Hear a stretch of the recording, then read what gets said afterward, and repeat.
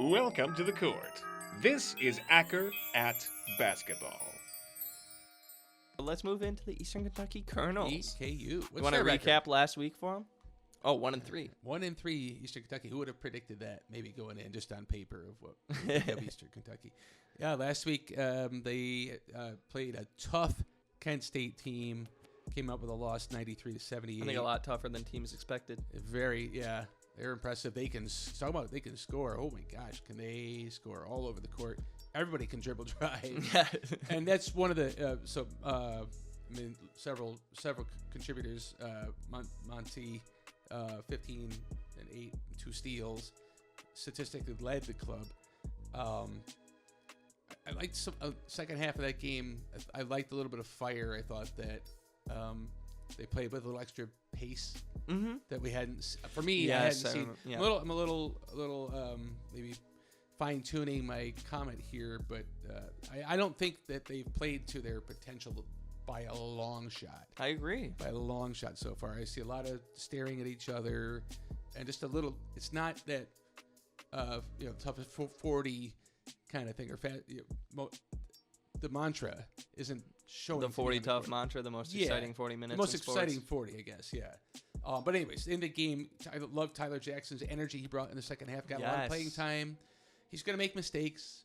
I think he's got to play through them. There's so much. He is a dynamic athlete and a microwave scorer where he can Vinny Johnson for us old timers where he can score quickly. And I'd like to see them Johnson, do. That's a good name. Remember that name? Do you even know what that is? No, I have no idea. Yeah, he was called the microwave. Played for Detroit. Hopefully, I got that right. No. Even made it. I think we saw him make a block on the defensive end. He didn't get statistical credit for it. Turned it in the other end and scored. He just brought a lot of energy. I think is missing from what has been on the court so far. I still have some, and I think he'll help take pressure off of MJ Williams as well.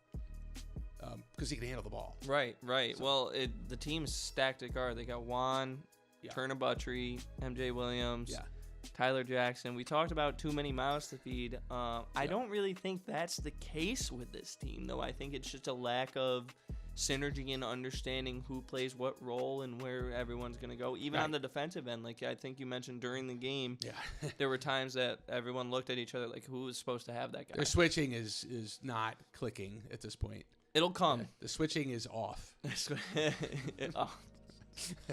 not giving you credit for that one. No. That was not a good dad joke. Anyways, moving into the upcoming week here. Preview. They're going to play against Mercer, who's currently 2-2. Mercer did end up defeating Lipscomb earlier in the year here. Also going to play against Northern Kentucky. What do you got for this week for Colonels? I went 1-1. Mercer, I think that it's a win. They're playing at home. EKU is, excuse me. Yes. I just carrying the momentum over from last game, the second half of last game. I think they're going to roll there. I like that they go through Monty for their offense, but I want to see it turn faster. And I think they hopefully picked up on it a little bit. I think the offense, I still stand by my statement from last week that the offense is at its most efficient when they kick it inside to Monty and then send a cutter on the outside because Monty's absorbing. We saw it last game during Kent. Kent too, both games were correct. Yeah, and against Vanderbilt, obviously, when we were there in person. But against Kent, I literally shouted while we were watching the game. I go, Dad, that's what I'm talking about right there. They kicked it inside to Monty. Two guys come and swarm Monty, and then he ends up kicking it off. But he's also generating a lot of turnovers. That play's not going to work every time. They're going to teams are going to start to figure that out. They need that secondary level of scoring, which MJ Williams is bringing on some nights. He's not bringing that on every night, though. But he can't do it exclusively. That's where that secondary scorer like Tyler Jackson, I think, can help a lot. Not that they're not getting other scoring, but like Austin Ball is a fantastic offensive player. He's got a lot of moves. He can really finish strong at the rack too. So, but just they need another a speed element to me. That's, again, I think and Tyler Jackson might be that piece. Right, and I have them at a loss against Northern Kentucky. I think they're a little more solid across the board. Northern Kentucky. So to the points that we're just talking about the gaps that Eastern Kentucky, until they can close them, I'm gonna err on the side of them. I don't know that they're gonna win won clean games that they were maybe a fairly evenly matched contest. Right. No, that's good. So, That's how about good, you? isn't it? What you got? I got 2-0 for them, but a cautious 2-0 this week for them. So both teams, Mercer and Eastern Kentucky, high-paced offenses. It's going to come down to who's able to make the most shots at the most efficient rates. Mercer does have a better overall field goal percentage, but if you look at all three percentages, 2-point percentages, 3-point percentages, and free throw percentages, I don't know how this doesn't make sense to me, how these numbers come out to the way that they do. But EKU is better and more efficient in all three: the 2-point percentage, 3-point percentage, and the the free throw percentage. So based off of that and my knowledge about, obviously, as I said, they're both high-paced offenses, both scoring over 80 per game. Yep.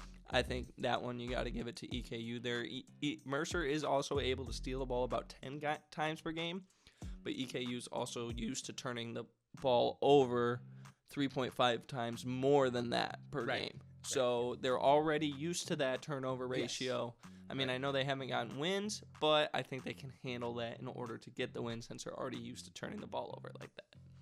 Northern Kentucky, I think, is going to be a tougher contest than Mercer. Also like them when it comes to steals. Northern Kentucky is actually 9th in the country, tied for 9th with just over 12. Yep. 2.3 is what it is. Also along that might sound familiar. Pretty sure that was the exact same number that Austin Peay had. They're also a better shooting team than Mercer, but they turn the ball over 15 times per game, and they also did lose by 12 to ETSU, who just barely came back to beat UNA by 4. Right. I think UNA and EKU are kind of similar caliber teams, especially both teams that I think are going to were definitely expected to be towards the top of the conference in echelon this year, kind of underperforming right now.